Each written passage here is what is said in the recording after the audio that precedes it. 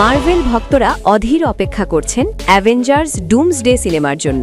তবে সিনেমার প্রথমেই এমন কিছু ঘটবে যা দেখে থমকে যাবেন ভক্তরা।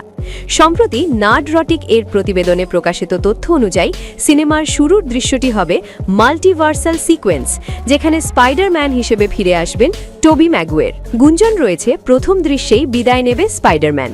এছাড়া হিউ জ্যাকম্যান ও রায়ান রেনল্ডসের চরিত্রগুলো প্রবেশ করতে পারে। প্রতিবেদনে আরও উল্লেখ রয়েছে টোবি ম্যাগুয়ারের স্পাইডারম্যান সিনেমার শুরুর অংশে মারা যাবেন, সম্ভবত আলফ্রেড মোলিনার ডক্টর অক্টোপাসের সঙ্গে। গ্যারি বিউকোলা এবং ক্রিস গোরের আলোচনা অনুযায়ী প্রতিটি পৃথিবী নিজস্ব পৃথিবী হয়ে উঠবে। টোবি ম্যাগুয়ার মারা যাবে এবং পৃথিবী ধ্বংস হয়ে যাবে। জানা গেছে এই ধ্বংসযজ্ঞের পেছনে একাধিক এক্স-ম্যান চরিত্রের হাত থাকতে পারে, বিশেষ করে হিউ জ্যাকম্যানের উলভেরিন এবং রায়ান রেনল্ডসের ডেডপুল।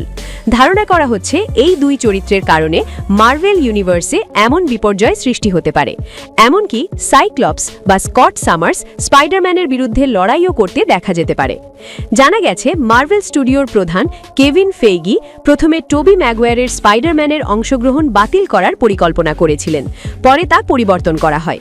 এছাড়া রিপোর্টে আরও বলা হয়েছে সিনেমার শেষ ভাগে মার্ভেল ইউনিভার্সের ধ্বংসের জন্য দায়ী হবে ডক্টর ডুম, যা অ্যাভেঞ্জার্স ডুমসডে সিনেমার মূল কাহিনীর কেন্দ্রবিন্দু। এই সিনেমা ইনফিনিটি ওয়ারের আবেগময় প্রভাব এবং ব্যাপকতা ছাপিয়ে যাওয়ার জন্য নির্মিত হচ্ছে বলে জানানো হয়েছে।